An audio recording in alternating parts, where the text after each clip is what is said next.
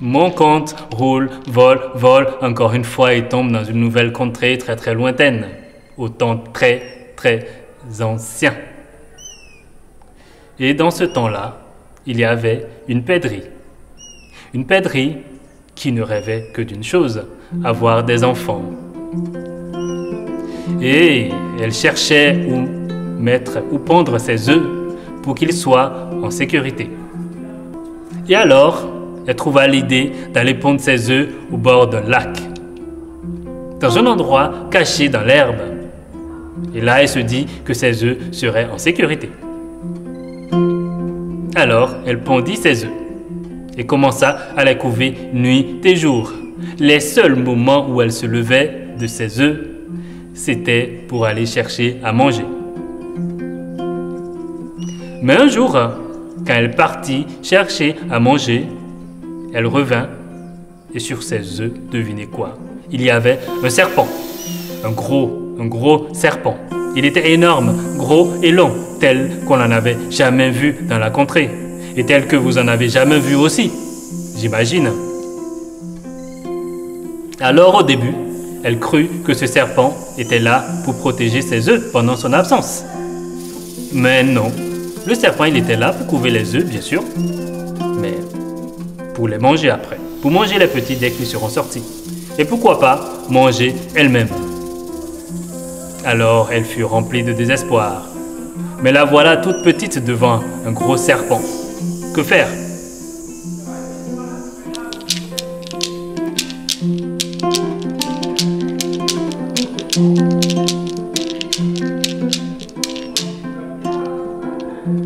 Et alors elle décida d'aller dans la forêt chercher de l'aide.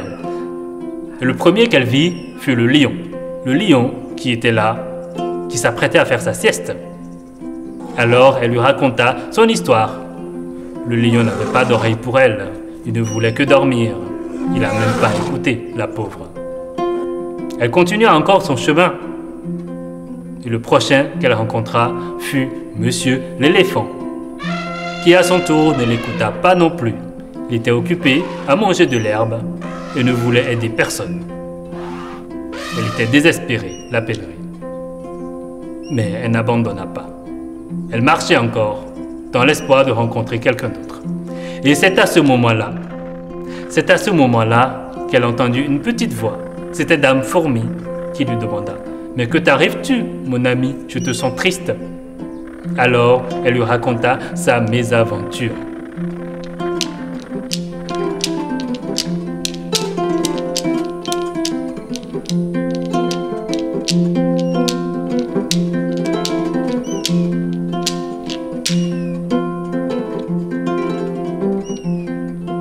Dame Fourmi, aussitôt, elle a appelé toutes ses amies. Elles vinrent, non pas par centaines, mais plutôt par millions, par centaines de millions. Elles étaient tellement nombreuses qu'il n'y avait que des fourmis partout. Elles étaient prêtes à aller aider la pèlerie et demandaient à la pèlerie de leur montrer là où étaient ses œufs. Alors la pèlerie sur le chemin, toute contente d'avoir eu de l'aide, se mit à chanter.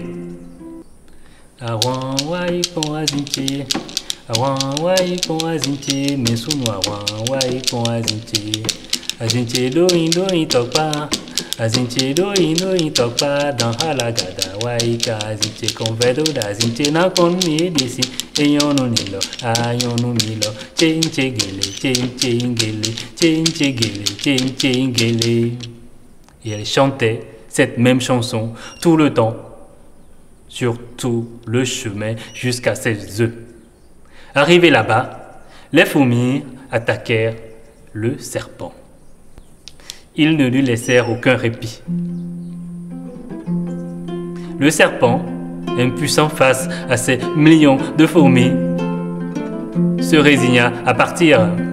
Mais avant qu'il parte, les fourmis l'obligèrent à promettre qu'il ne reviendrait jamais, jamais et plus jamais. Ainsi, le serpent partit très loin, et la pèlerie fut en sécurité. Et depuis, ses enfants sont nés et sont en pleine forme.